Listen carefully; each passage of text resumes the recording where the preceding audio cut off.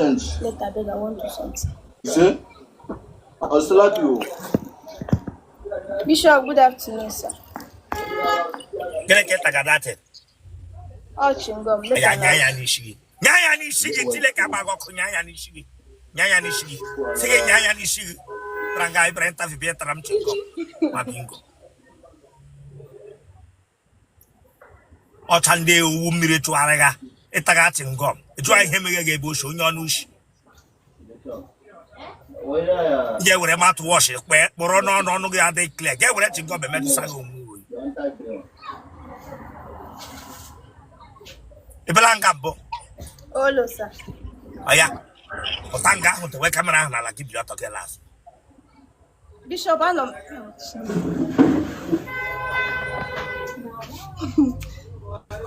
Bishop, I know I'm not shop. Wait.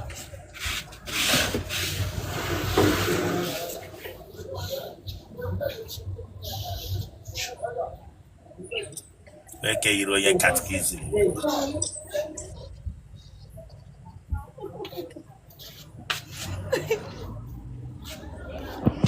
Bag of cat keys. No, sir. Yes, Back to a deeper life. Stand up there and sit and stand up and turn. You gave me a pro. But I hear people and they choose here. Turn no chile kabagoko.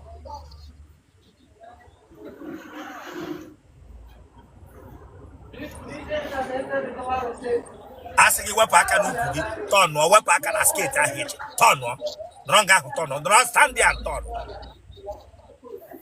Go reverse. Where I so bia, turn no, get where I so bia.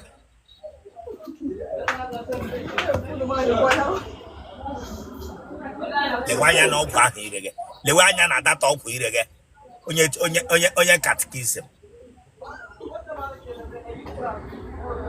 Like you could not telegram what alone. That would have fun of it.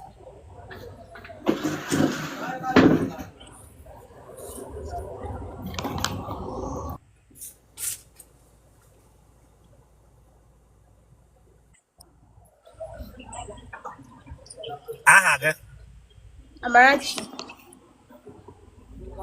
Amarachi onya. Wachuku. Ediafola. 24. Egarola kwa mahadum. Yes, sir. You want your bear? Mbise. Ebe na mbise. Ezinite. Ebe na ezinite. Okpofe. Here go wo nurse ke wo chemist. Owo nurse, owo provision shop. Elo aladi. Mbasa. Emola nwa. Olu. Debishna no rai. Owere. Hapo that ngom ni shigi. Hapo that ngom ni shigi. Ranga tagaram chingom. Ranga tagaram chingom.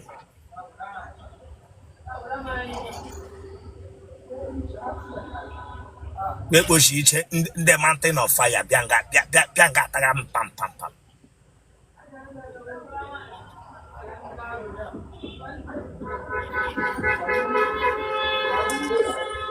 Negana naga hadendo. Sir. Ara baga naga before. Olu ara baga he. Nega wanyan tamu. Mbasa.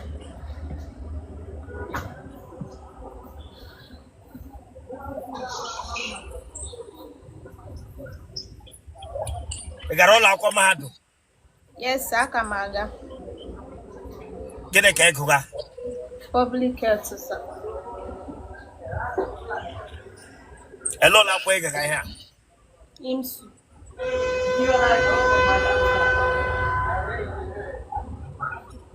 E matala nwoke.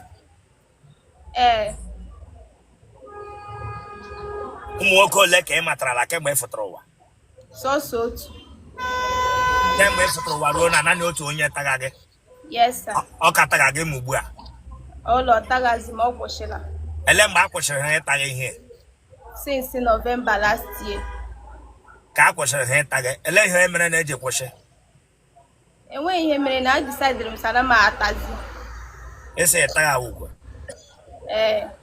Kemgbe ahụ kwụsịrị kemgbe November last year, lee ihe meghezi Otele gị na. Enweghị ihe mmega just mgbachie ya. Ị gara nọ akụpụore gị, then gị bịazie gbachie ya agbachie. Ọ ka gị mma na ị hapụrụ ya mgbe ahụ ọ gbachiri agbachi, ebe ị ma na ị ga-emecha kwụsị ịta. Nke ị hapụrụ ya gbachipagide ya, ọ kara gị mma. Just gbachie ya. Just gbachie ya. Gịnị mere iji gbachie ya na? Enweghị sa. Elee ka iji gbachie ihe? Elubara m ya na Nworie. N'ebe? Nworie. Nworie we onye? Nworie River. Ọ ga-elubere ka iji gbachie ihe ọ? Yes, sir.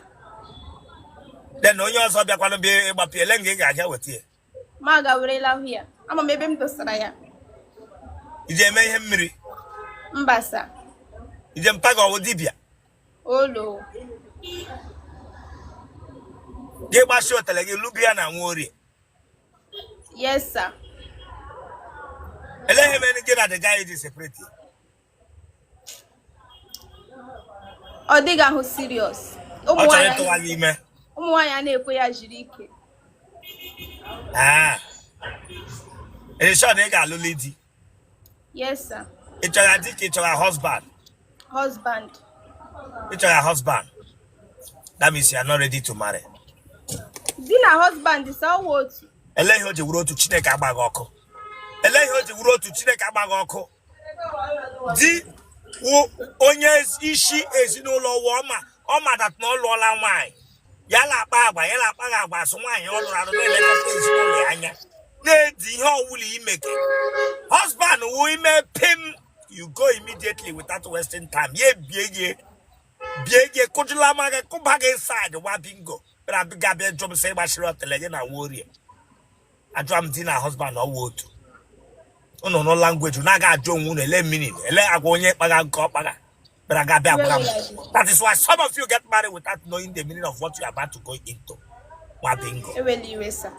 Each and they die by fire. Janga biagwa agbaga ma gbachiri Otele m na Nworie. Liye kọpụ ya ki ya na Nworie. Ị ga-ahụ husband ahụ ịtụ ga-eji ụkwụ ya gbaka Otele gị ahụ ị niri ki na Nworie without key ya.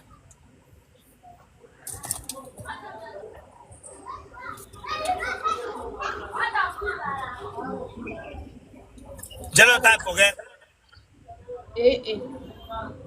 Blood group again. Blood group again. O positive. Congrats. Call your number. 081 68 699 302. Okay, man, you all let me hear that, but you have. Yes, sir.